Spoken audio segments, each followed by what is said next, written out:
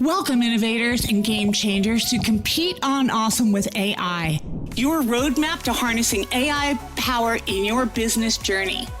Imagine waking up tomorrow to find your industry completely transformed by AI. Exciting? Terrifying? Maybe both. But here's the thing, you don't have to navigate it alone. I'm Susan Frew, an entrepreneur and business owner just like you, and I'm here to be your tour guide through the world of practical, usable AI. Having built and scaled many businesses myself and saved $170,000 and counting from my budget for 2024, I know firsthand the challenges you're facing and the game-changing potential for AI that holds for all of us. In these episodes, you will join us as we explore AI tools you can implement today and boost your efficiency, how to stay ahead of the AI curve without breaking the bank.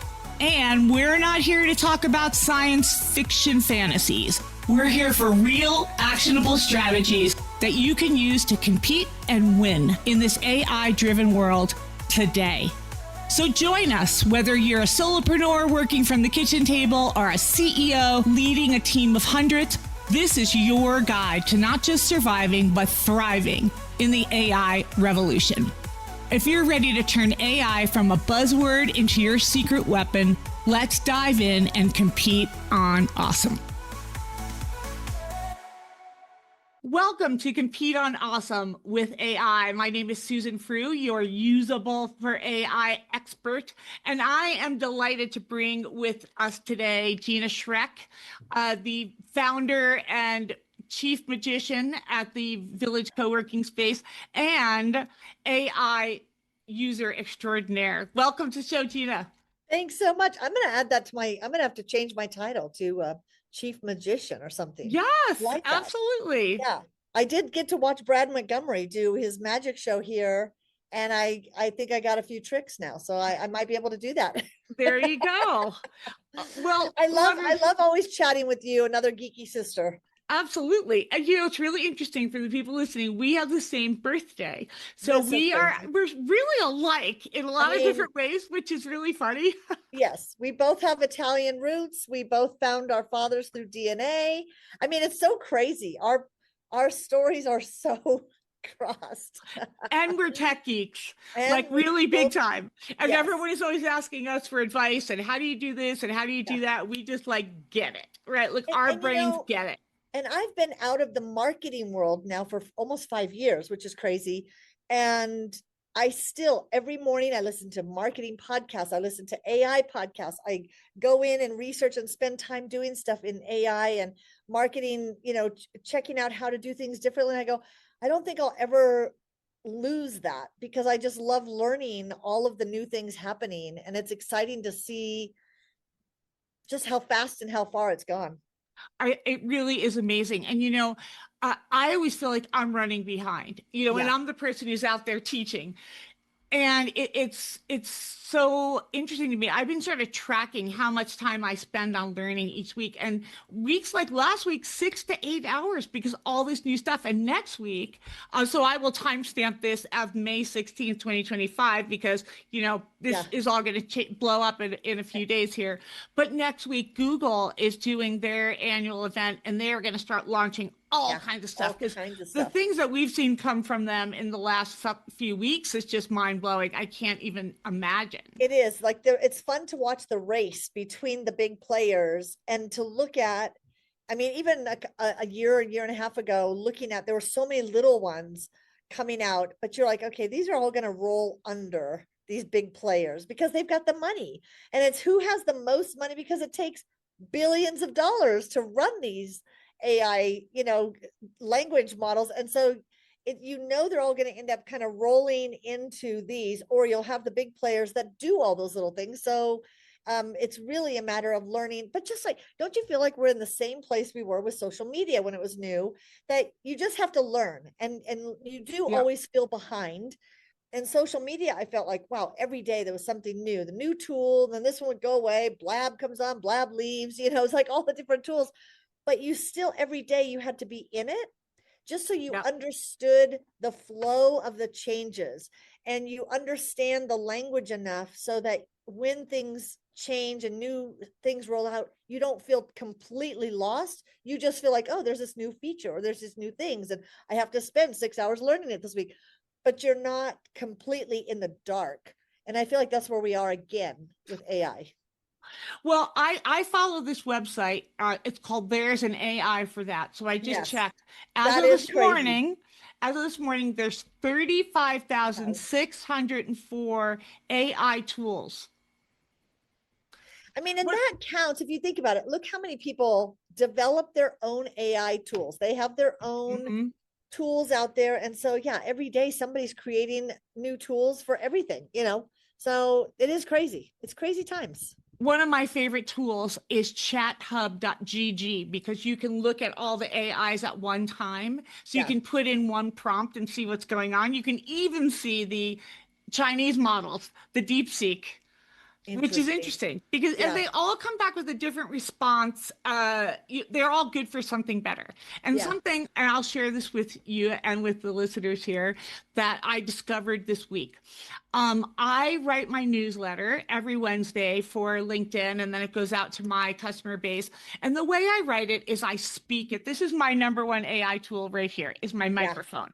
So I speak my entire newsletter of what I want, and then I put it into ChatGPT, and I ask it to sort of, go through it and then put it in the right Condense it. formatting, which is the Right. right thing for the newsletter. But then I always double check it inside of Grammarly to do an AI check, right? And say, like, what percentage? And my sort of like break there is 30%. So if it's more than 30%, I'm not publishing it. I'm going to go back to the drawing board, monkey around with it a little more.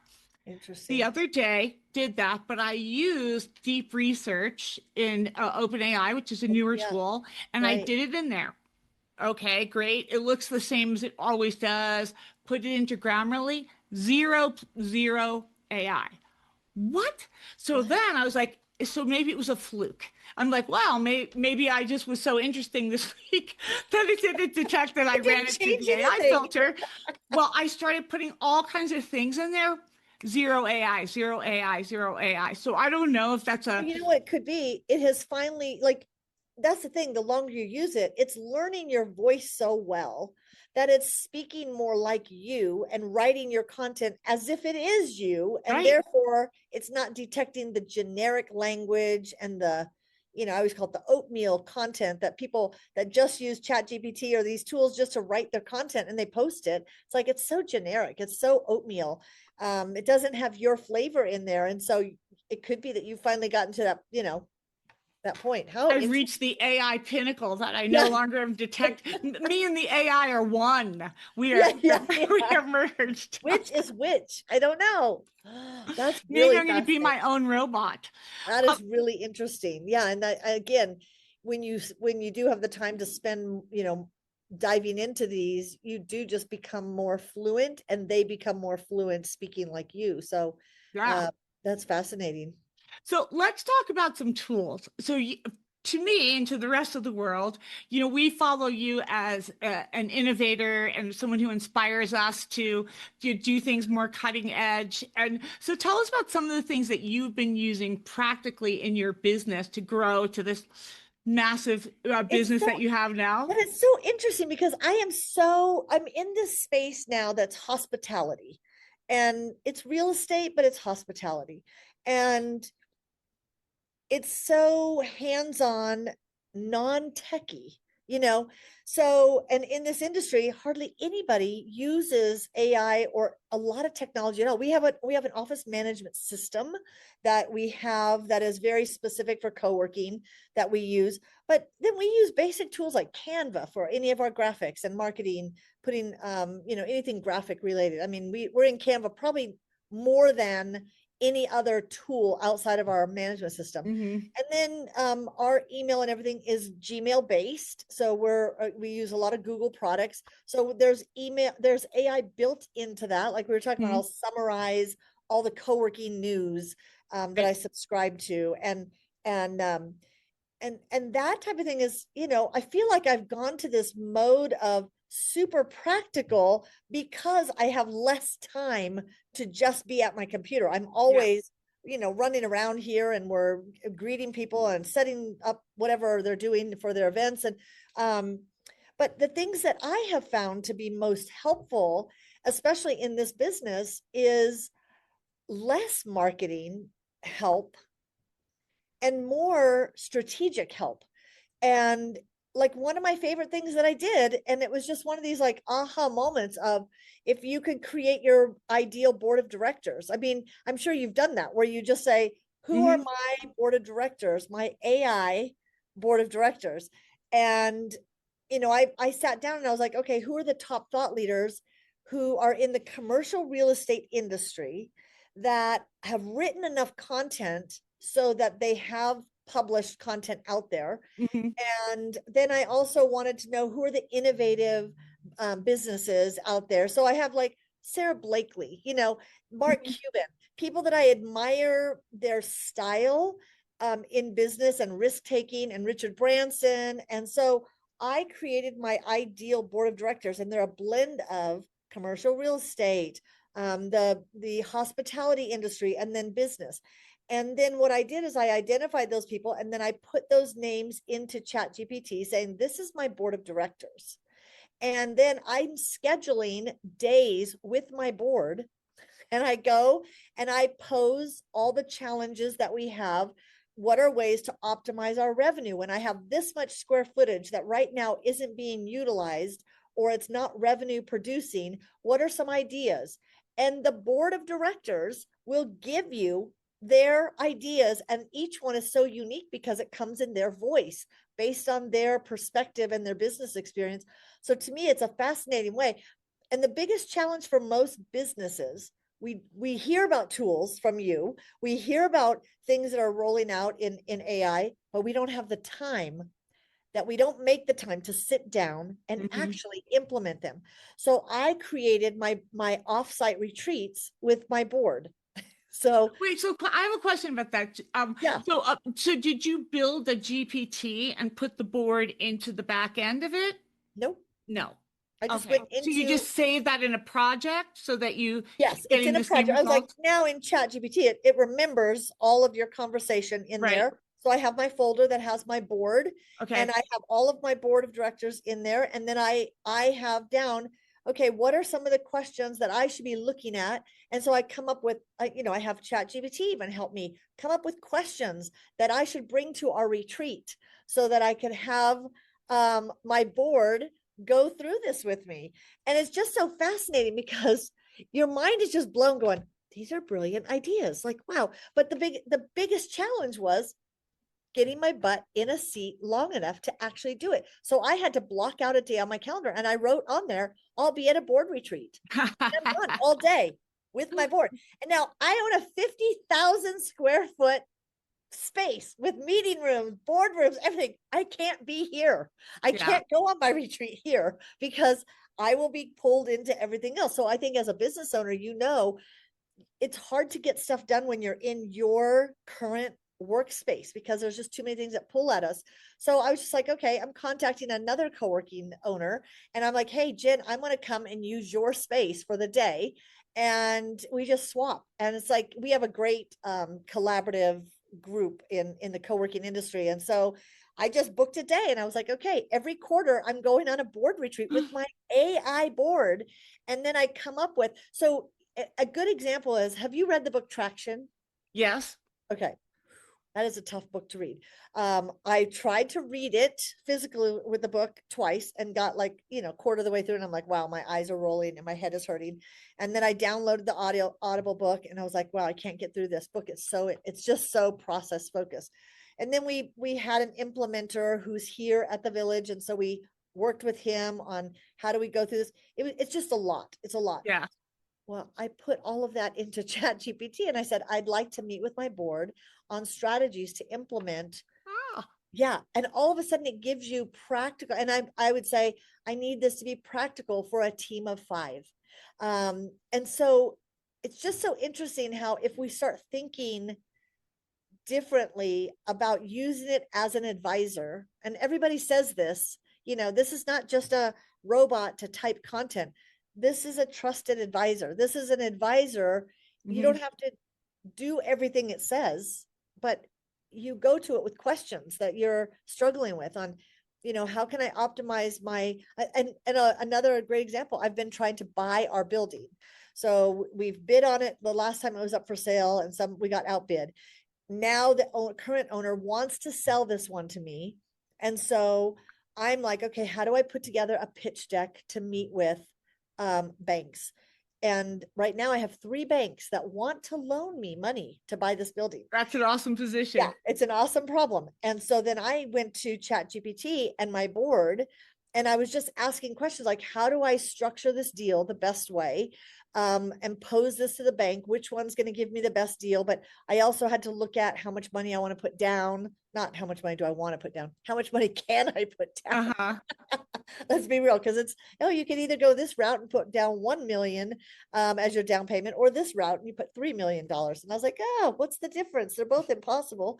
If you're going to go impossible, go big impossible. Yeah, go big. Go big. I mean, they're both impossible. So let's go with the big impossible, because my payments are less. In Italian, with guardamos. Yeah, exactly. It's like, what's the difference? So, as a business owner, really looking at our businesses more strategic, I always found my greatest challenge was just making the time to sit and reflect, and then gather other people that we trust. I think too many times we make decisions as business owners in our silo, and then later we realize, I shouldn't have done that. If only I would have asked a couple trusted advisors. But maybe we don't have somebody that we feel like, I always say, don't ever take advice from somebody you wouldn't trade places with. So why are we asking advice of somebody who their business is not doing well, but we're asking advice on our business? So I was like, I need to talk to somebody who's been there. So again, you can now go to your AI board. So I've got another question about AI board. So you're a team of 5, right? Is that what you're saying? The leadership Very team? small. Okay. Yeah. So do you bring all those people on this retreat, or this is just a you go? It's just me and my board. I'm really starting to think that it needs to be in the Amalfi Coast is what I'm feeling. I need to now get better. I need to get better at this strategy of now our board. Can you imagine me going to Kirk and saying, oh yeah, I have a board retreat next week. It's in Positano. I'll be gone for a couple weeks on this retreat. Yeah. Who's going with you? My board. Yeah. Richard Branson, Sarah Blakely. That would be awesome. That'd be awesome. That would be a great visual, having all these little laptops with their faces. Their faces on it. Well, here's what I said. Would it be illegal to put their faces on our website, my board of directors, and you put all of them? Some are dead, some are alive. I feel as though a cease and desist might incur. Exactly. I would imagine I'd get a cease and desist pretty quick. But it is fascinating even to read their responses in their voices and coming from the perspectives, their past experience. It really does bring questions. And then I asked them, what questions should I be asking when I meet with, I had somebody who wanted to be an investor. And I thought, whenever you hear somebody wants to be an investor, you're like, oh, great. And then you have to go, wait a minute. Then that means they're going to own part of my building or part of my business or whatever. And you're like, that's not great. Like having investors is not the ideal, but I wasn't sure. And I was just like, okay, I had a guy who had just sold a building. He had to reinvest this money. So he wanted to reinvest it in this building. And so then when I looked at it, I was like, and I posed that question, and I don't remember which advisor, but it was one of my real estate advisors. And it said, you're basically saying you're going to move from renting from this owner to renting from this investor, because they will own your building. Like they're going to put so much money in because they have to, or they'll pay capital gains tax. So they will have to invest all that money. Therefore, they will own your building. You won't own it. So it was just, I was like, oh yeah, good point. Like, so when you're creating the board though, so do you attach, information about these people? Like, do you do a website? The AI did it itself. So if you use deep research to do it, you could get it. Yes. I first started with a deep research project of who are the top thought leaders in commercial real estate And then it gave me a list of the top people, and I looked at them, and some of them were in multifamily, commercial real estate. So Different. that's not my area. Some of them were in just investing in, a syndication. So they ran big groups so I kind of was able to vet, and almost like I was looking at their resumes and going, yeah, this isn't somebody that I would necessarily have enough in common with my business model to listen to. You can say, who are the thought leaders in my industry?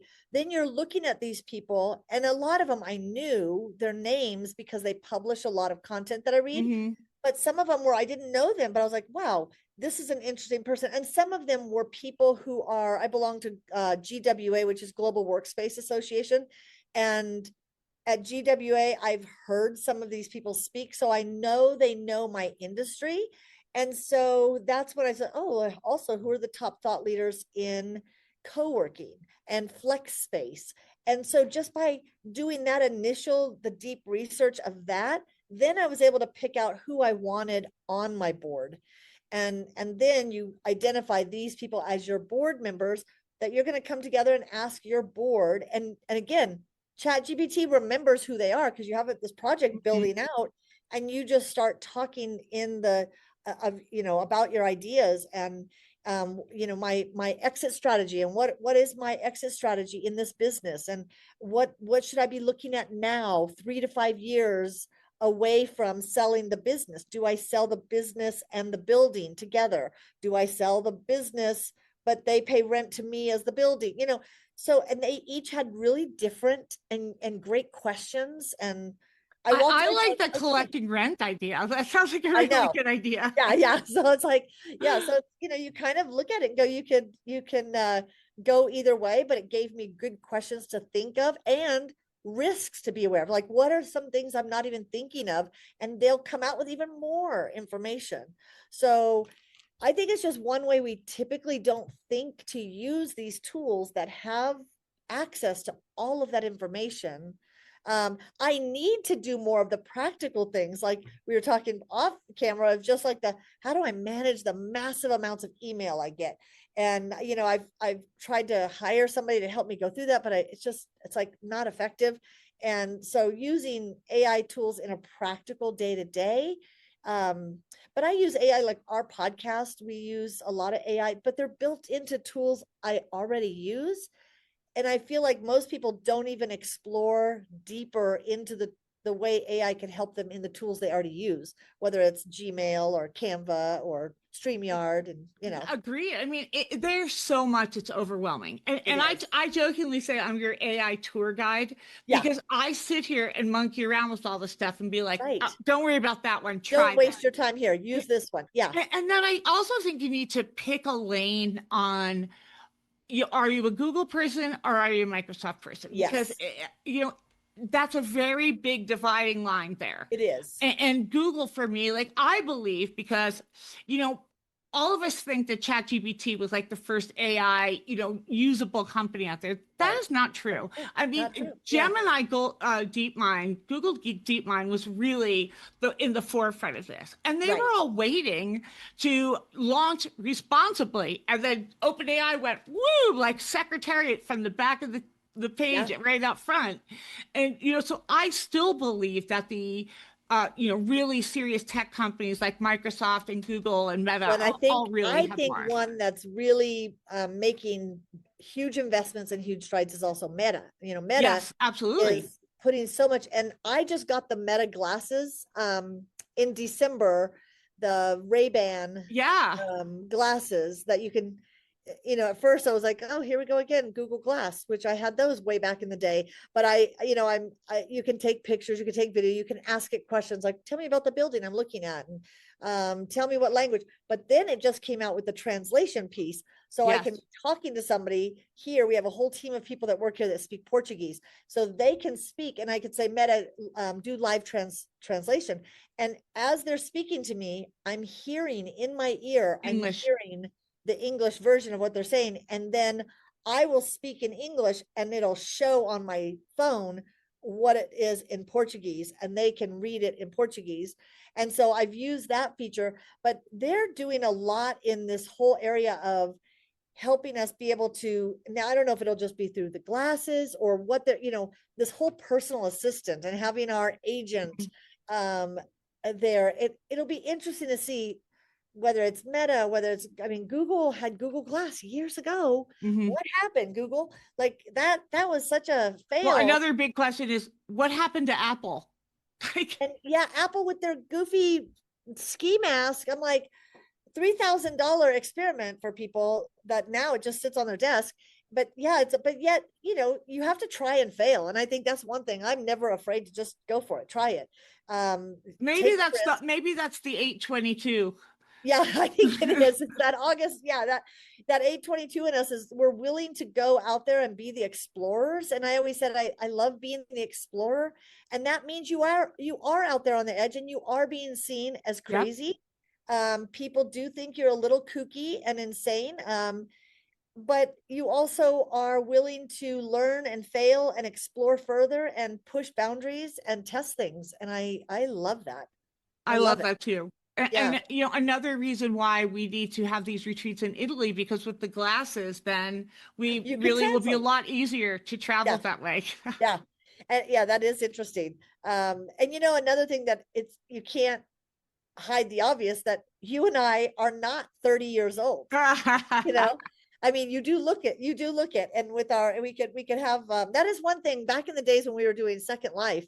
That was another crazy venture I went out on the edge, in this virtual world piece, back in, I don't even remember what year it was, probably I don't know, maybe it was 2010. But you always look great as an avatar. Well, so I did create a GPT called Granny GPT, and its mission is to teach old people not to be afraid of AI.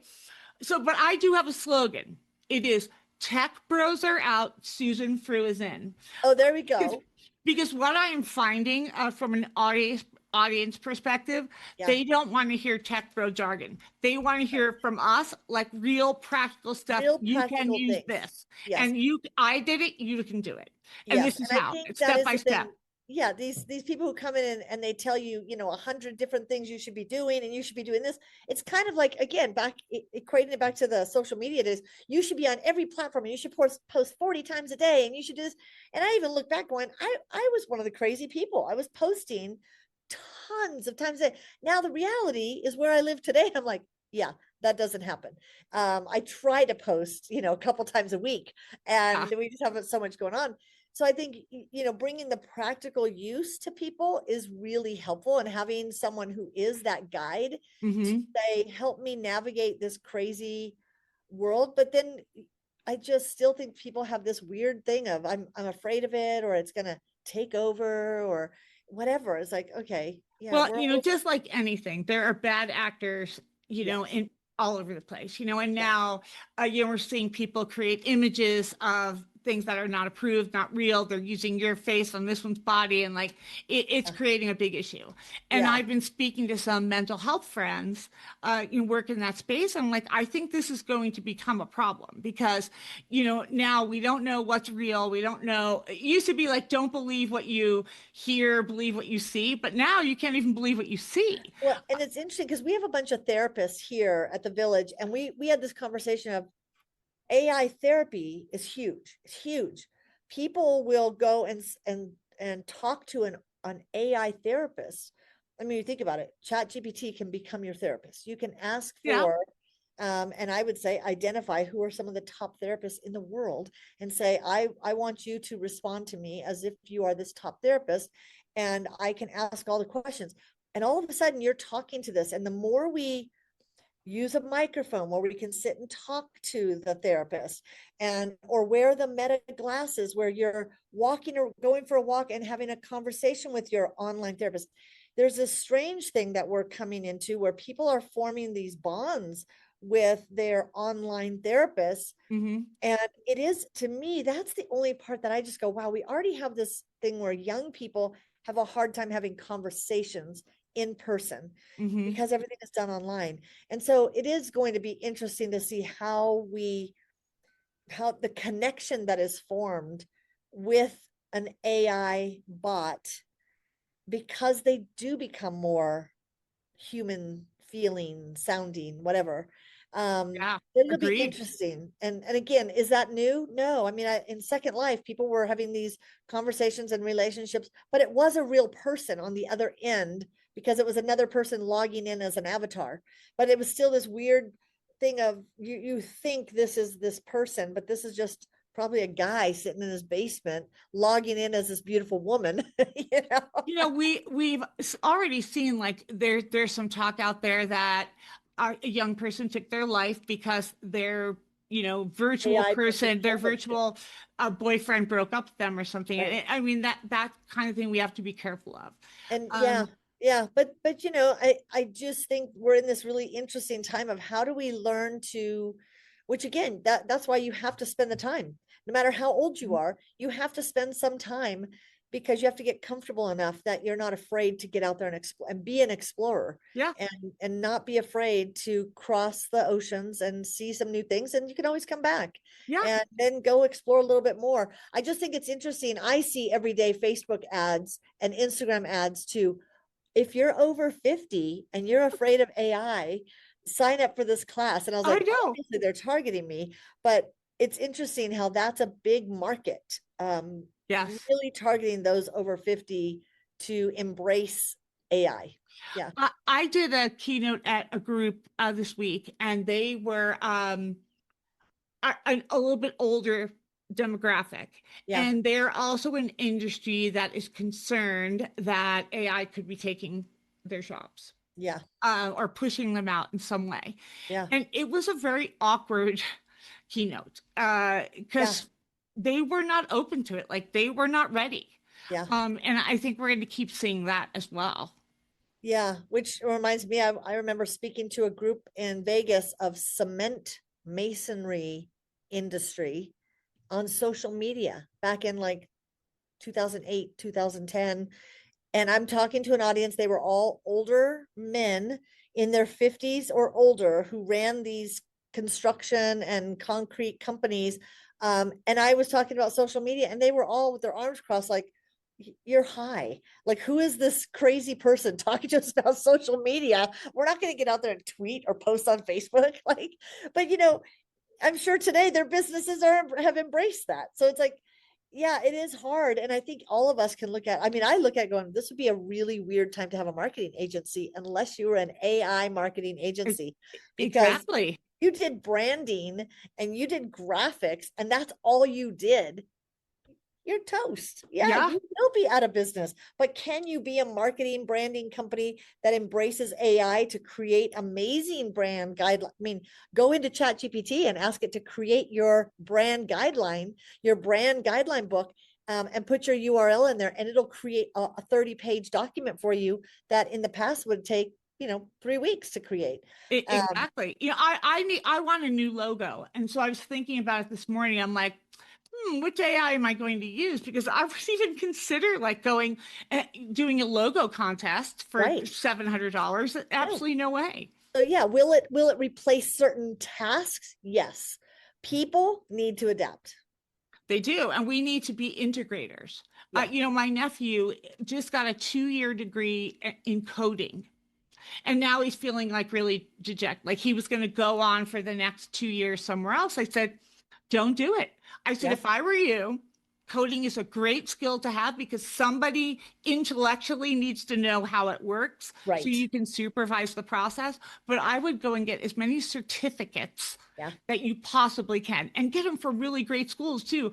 Get Harvard and MIT and Stanford, like get all those great, Right.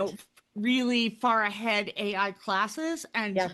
you're going to crush it in the Because job you're market. right. Yeah. All those things that you was like before. But again, we always say that the jobs you're going to school for haven't even been created yet. You're in school. These kids are in school right now. They're learning stuff for today, but by the time they get out of school, they're going to need something totally different. And the same thing for our businesses. You can never just sit. I'm constantly in here looking at what is the next thing that's going to happen in this industry? How do we bring resources to the people who work in here who aren't explorers? How do I help them explore? How do I help them connect to resources and tools? So every day in our businesses, we should be looking at, okay, let me go ask my AI board of directors, what are some ways that we can continue to innovate in this industry? What are the trends in the next 5 years that I need to be preparing for today? And I just think we build businesses and we're successful because we're making money and we go, oh, this is all I do. Or you hear people and they're telling you what they do. And it's like, wow, that's the same thing they were doing 5-10 years ago. How are they still in business? Yeah. So yeah, Yeah. I think it's, if anything, learn how to be the explorers. I always say the words that kill a business faster than anything are, that's the way we've always done it. Yeah. Yeah. Because when you stick with that line, you're going to get screwed. Or especially I'm now. too old to change. I'm too old to learn that. I mean, I hear that all the time. Well, Oh, you don't want to be selling candles while the guy across the street is selling light bulbs, because you're going to lose. Yeah. Well, when people used to tell me, I'm just not a technology person, I'm a people person, I go, well, then hopefully you're Amish, because you will need to, because we all use technology. You flip on the light every day when you come into your office, and you're going to have to embrace the new tools of the day. That's awesome. Yeah, well, that's so fun. Well, Gina, this has been a delight. Thank you so much for coming on our show and telling the world, hey, you're not too old to learn AI. You are not too learn to evolve. You're not too old to move forward and be an explorer. And we wish that for all of you. So, Gina, how can folks get in touch with you? Yeah, on any social media, I'm just at Gina Schreck. And then if you are in the Denver area, the Village Workspace, it's the Village Work Wellness and Event Center, but thevillageworkspace.com is our website, and you can see everything on there. Well, thank you for tuning in to Compete on Awesome with AI. My name is Susan Frew. Keep on watching and let me know how we can bring more interesting and great people to the audience for you to learn AI in a practical way.